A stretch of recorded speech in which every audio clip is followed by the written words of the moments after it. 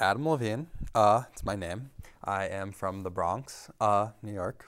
So New York City, part of the Bronx called Riverdale, which sounds far less intimidating than the Bronx, which is why I use the former. And I am a triple major in anthropology, art history, and mathematics and social sciences.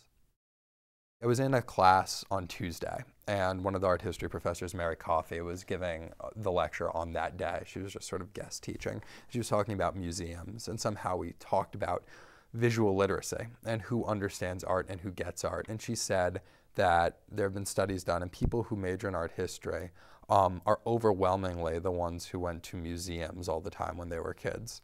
And every weekend, my parents would take me to museums, and my favorite one was the Guggenheim. And I don't study modern art; I like it very much.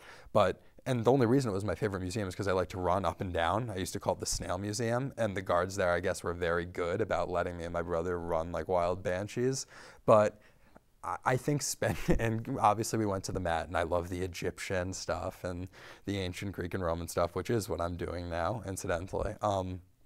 So I think just being exposed to it and spending a lot of time around it and having parents who appreciated it and were visually literate has all come full circle.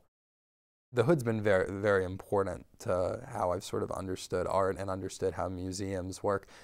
So I guess because I spend 10 hours a week there every week, it's been very important in my undergraduate career. But I would say it's far more important for my career plans and my post-Dartmouth plans, because it really clarified for me that I want to work in museums, that I find them, particularly art museums, I find them fascinating animals. And it's very easy walking around an art museum to forget, because it is this liminal space, which is often whitewashed and everything's decontextualized, that you forget there's this huge engine behind everything, churning out these exhibitions, churning out these labels, putting on the educational programming.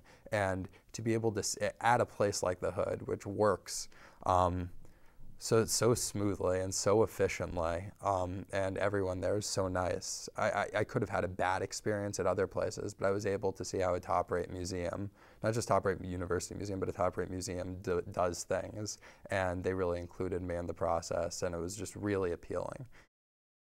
I came into Dartmouth knowing what I wanted to do here and having no idea what I wanted to do later. And two of the majors I pursued, and the third one I try and integrate into the other two, have obviously directed me towards the arts. And that is in part also related to my time at the Hood. So I feel very confident in saying that my experiences at Dartmouth, which I knew what I wanted at first, but I didn't know how they would direct me, have now directed me to knowing what I want to do after Dartmouth, which is, I think, precisely what your college experience is there to do. So I feel very, very happy and very grateful to Dartmouth for having put me on the trajectory towards a career in the arts.